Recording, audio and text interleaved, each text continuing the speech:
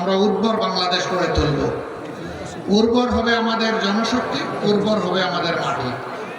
আমরা এই দেশকে ভালোবাসি, আমরা মানুষকে ভালোবাসি। চরম বিপদে আপনারা সাক্ষী, আমাদের নেতৃবৃন্দ জেলে গিয়েছেন, ফাঁসির কাষ্টে ঝুলেছেন হাসতে হাসতে। দফায় দফায় আমরা আপনারা জেলে গিয়েছি। প্রিয় বাংলাদেশ ছেড়ে আমরা যাই। আমরা ছিলাম জীবনের, সম্পদের, ইজ্জতের ঝুঁকি নিয়ে বাংলাদেশের সাথে ছিলাম। কেন ছিলাম? কারণ এই মাটি থেকে বড় ভালোবাসা। এ মাটি তোমাকে ফেলে যাবো না। তবে আল্লাহর যদি কোনো ইচ্ছা থাকে সেটা ভিন্ন। আল্লাহ যদি কোনো দায়িত্ব পালনের উদ্দেশ্যে কোথাও নিয়ে যান সেটা ভিন্ন। কিন্তু শুধুমাত্র জালিমের ভয়ে দেশ ছেড়ে পালাবো, ইনশাআল্লাহ তা করব। মহান আল্লাহর সাহায্যে ছিলাম, মহান আল্লাহর মেহেরবানিতে আছি। সুখে দুঃখে গোলাগুলি করে আপনাদের সাথে থাকবো ইনশাআল্লাহ। আমরা যদি সময়ের উকিল হই, তাহলে সময় যখন আসবে তখন এসে আপনাদেরকে গান শোনাবো, কুহু কুহু। সময় যখন চলে যাবে, ডানা মেলে, তখন আমরা উড়ে যাব।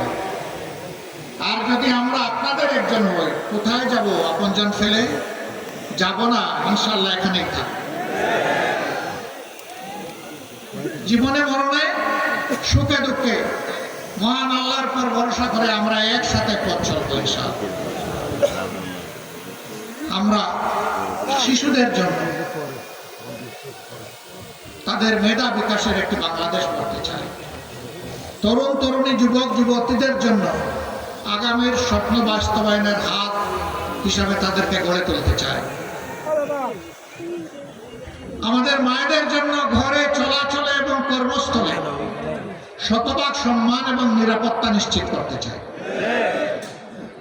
আমাদের জীবনের চাইতে আমাদের মায়ের সম্মান আমাদের কাছে অনেক দাম। ইনশাআল্লাহ আমাদের সকল মেধা যোগ্যতা দিয়ে মায়েদের সম্মানকে আমরা নিশ্চিত করবো ইনশাআল্লাহ। তারা দেশ গড়ার কাজে সমানতালে যোগ্যতা এবং প্রয়োজন মোতাবেক তারাও আমাদের সাথে অবদান রাখবে। তারা আমাদের কৃষিক্ষেত্রে কাজ করেন না, তারা বাড়ির আশেপাশে বাগান লাগান না, তারা স্কুলে শিক্ষকতা করেন না, তারা সেনাবাহিনীতে চাকরি করছেন না। রাসূল করিম সাল্লাল্লাহু আলাইহি সাল্লাম তার সময় আমাদের মাদেরকে নিয়ে যেতেন যুদ্ধের ময়দানে যোদ্ধা হিসাবে। যুদ্ধের চাইতে কঠিন কোনো কাজ আছে? যদি যুদ্ধে মাদেরকে আল্লাহ রাসূল শামিল করে থাকেন, তাহলে রাষ্ট্রের সকল কাজে তারা শরীর থাকবে ইনশাআল্লাহ।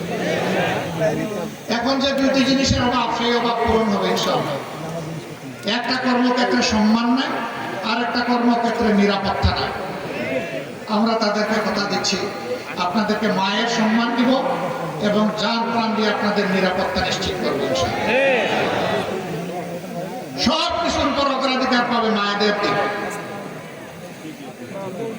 সেই বাংলাদেশটা আমরা করতে চাচ্ছি।